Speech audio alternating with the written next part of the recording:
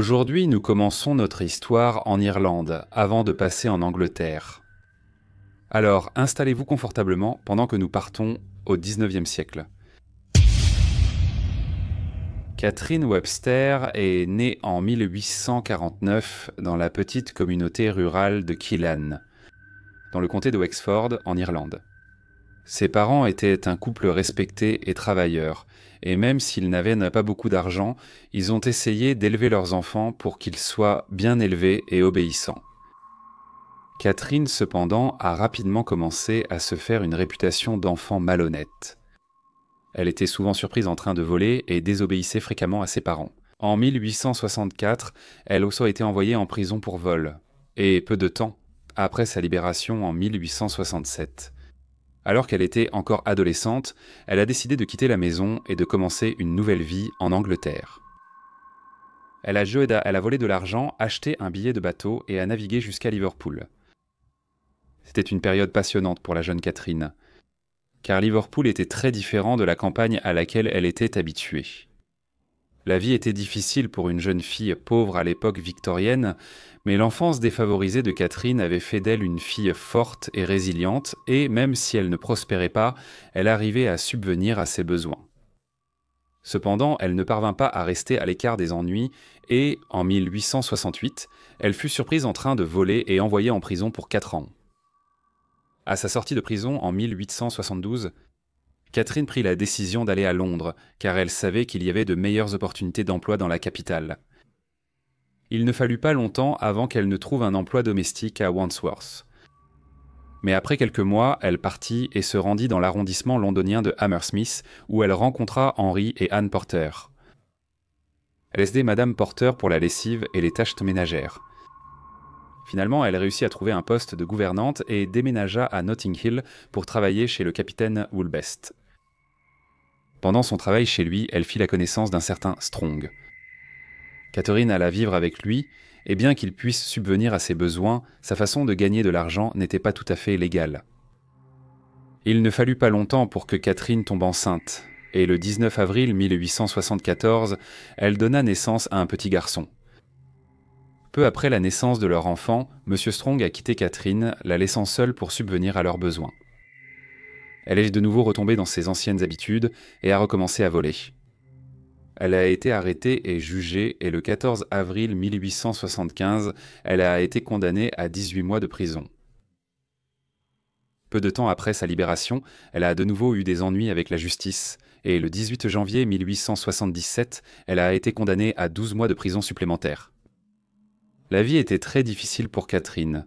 La période victorienne a vu Londres se transformer en l'une des plus grandes villes du monde et malgré sa richesse, Londres était un lieu de pauvreté immense, avec de nombreux Londoniens vivant dans des logements exigus et lugubres.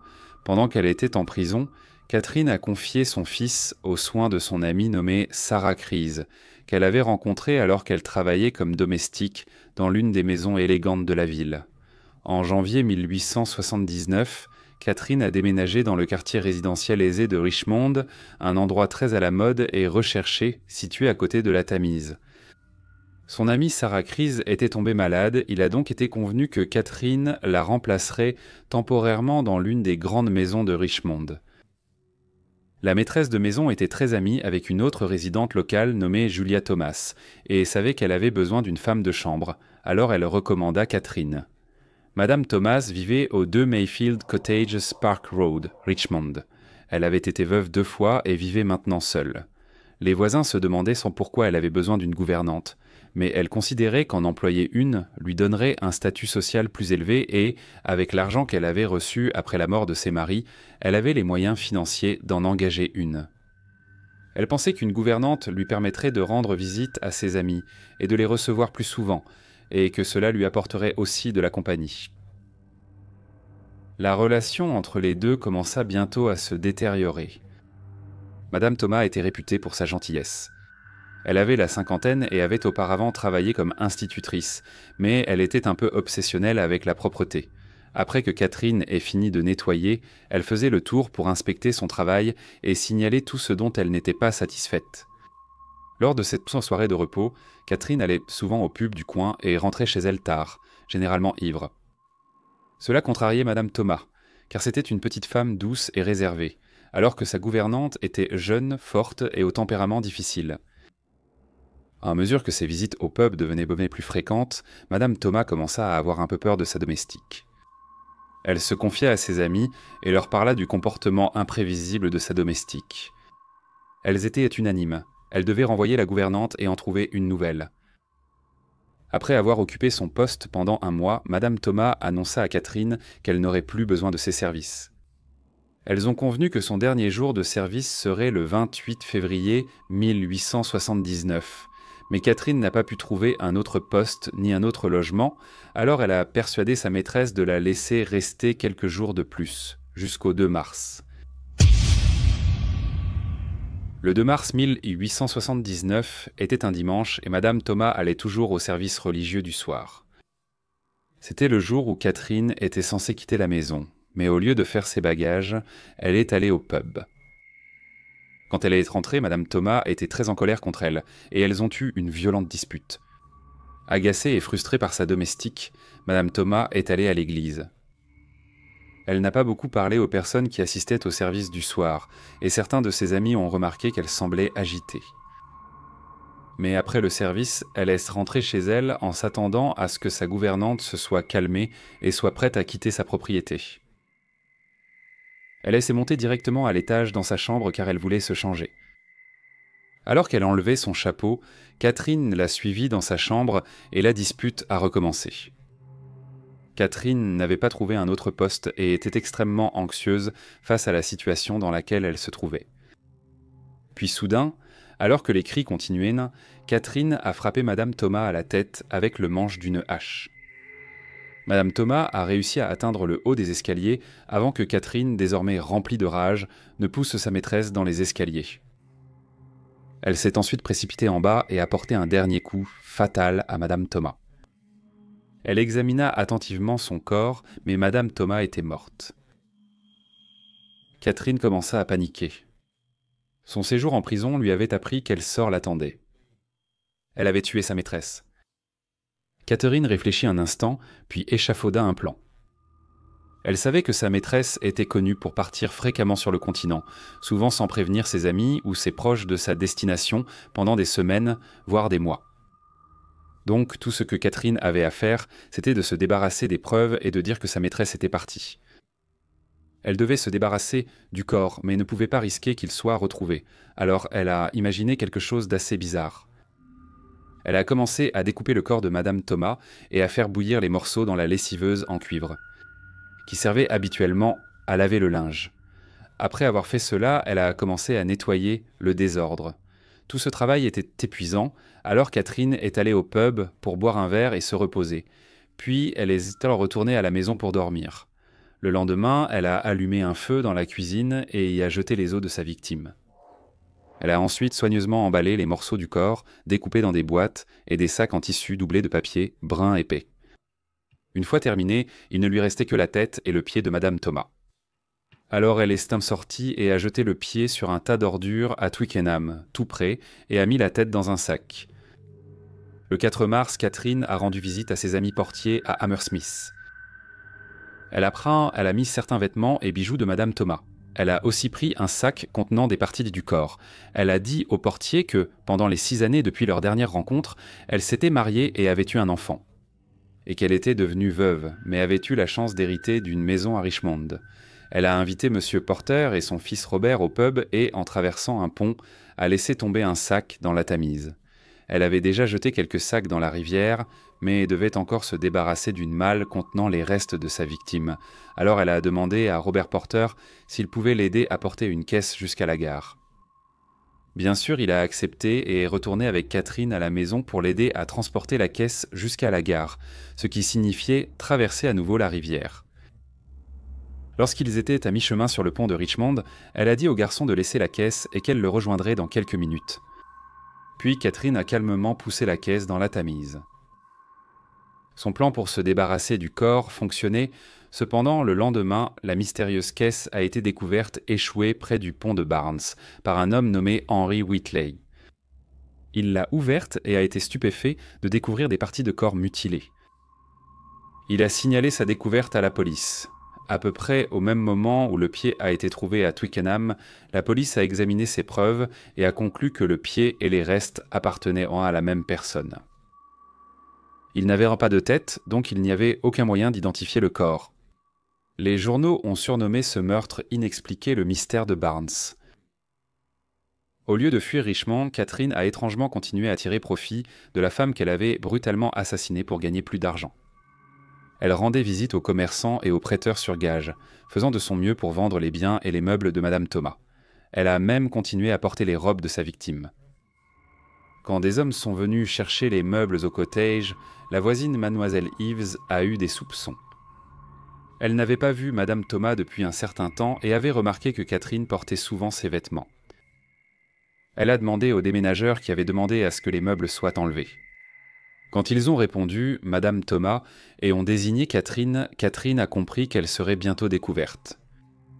Elle ne s'entendait pas avec Mademoiselle Eve et elle était certaine qu'elle signalerait ses soupçons à la police. Alors Catherine a récupéré son fils et a pris un train pour Liverpool. Puis elle était retournée en Irlande. Les autorités se sont rendues au cottage et ont fait une découverte macabre. Ils ont trouvé une hache et ils ont également trouvé des fragments d'os calcinés dans le feu de la cuisine. Ils ont vu que la lessiveuse avait un large anneau de graisse autour de son bord. Les journaux ont rapidement commencé à rapporter l'histoire et ils ont interviewé des habitants du coin qui affirmèrent que Catherine avait vendu ce qu'ils pensaient être du saindoux, mais qui était en réalité les restes bouillis de leur voisine. La police a rapidement pu retrouver la suspecte car elle avait laissé son adresse en Irlande sur une lettre dans la maison. La police a donc contacté ses homologues irlandais et Catherine a été arrêtée le 28 mars à la ferme de son oncle à Callan. Au moment de son arrestation, elle portait encore les vêtements et les bijoux de Madame Thomas. Après avoir été informé du crime, après avoir appris le crime dont sa nièce était accusée, l'oncle de Catherine refusa de s'occuper de son fils et les autorités l'envoyèrent à l'asile des pauvres locales. Catherine fut ensuite reconduite à Londres et accusée de meurtre. Le procès commença le 2 juillet 1879 à l'Old Bailey de Londres. La nouvelle de l'horrible événement qui s'était produit 4 mois plus tôt à Richmond s'était répandue dans tout le pays et il y avait un immense intérêt public pour l'affaire. Catherine Webster était devenue si célèbre que même le prince héritier de Suède assista au procès. Les gens se rendaient également au cottage à Richmond pour voir où le meurtre avait eu lieu. Le procès paraissait être une affaire simple et limpide. Le musée de Madame Tussaud avait déjà commencé à produire une statue de cire de Catherine pour leur chambre des horreurs avant même que le procès ne commence. Les journaux la présentèrent comme une femme violente qui passait beaucoup trop de temps à boire au pub. Tout le pays pensait qu'elle était coupable, mais Catherine a plaidé non coupable. La défense a déclaré au tribunal que toutes les preuves étaient circonstancielles. Personne ne l'avait vue commettre le crime ou se débarrasser du corps, et la tête n'avait jamais été retrouvée, donc personne ne pouvait être certain que le corps était celui de Madame Thomas. Ils ont suggéré que d'autres auraient pu être responsables, et Catherine a tenté de rejeter la faute sur Monsieur Church, le tenancier, et Monsieur Porter, son ancien voisin de Hammersmith. Un témoin clé pour l'accusation était une modiste nommée Maria Durden, qui a déclaré au tribunal que Catherine avait visité sa boutique une semaine avant le meurtre et avait dit qu'elle allait à Birmingham pour vendre des biens, des bijoux et une maison que sa tante lui avait laissée. Cela a laissé entendre au tribunal que le meurtre avait été prémédité. Le procès a duré 6 jours et lorsque le jury est revenu, il a déclaré l'accusée Catherine Webster coupable. Néanmoins, avant le verdict, elle a révélé au tribunal sa grossesse. Elle a été envoyée pour être examinée par des matrones, qui sont revenues de plus tard informer le tribunal qu'elle n'était pas enceinte et Catherine a été condamnée à la pendaison. Clamant toujours son innocence, son équipe de défense a soumis un recours contre la peine de mort au ministre de l'Intérieur, mais l'appel a été rejeté. La veille de son exécution, Catherine a avoué sa culpabilité et a donné un récit détaillé de ses actes pendant et après le meurtre. Ayant finalement avoué ses péchés, Catherine Webster a été pendue à la prison de Wandsworth le 29 juillet 1879. Le mystère entourant la tête de Madame Thomas n'a pas été résolu et l'on a supposé que Catherine s'en était débarrassée dans la Tamise. 131 ans plus tard, le 22 octobre 2010, des ouvriers effectuant des travaux d'excavation entre le pub que Catherine avait l'habitude de fréquenter et le cottage où elle avait commis son crime macabre ont trouvé un objet circulaire sombre qui, après inspection, s'est avéré être un crâne de femme. Il a été trouvé à l'endroit où, en 1879, se trouvèrent les écuries du pub et reposait sur des carreaux victoriens. Aucun acide désoxyribonucléique n'a pu être prélevé car Madame Thomas n'avait pas de parents connus, mais le crâne présentait des traces de fractures compatibles avec une chute dans les escaliers et il a été constaté que son taux de collagène était faible, ce qui correspond à une exposition à l'ébullition. On pense qu'il s'agit du crâne de Madame Julia Thomas. Bonjour à tous et merci beaucoup de m'avoir écouté comme d'habitude. N'hésitez pas à laisser vos commentaires ou retours et je vous retrouve dans la prochaine affaire.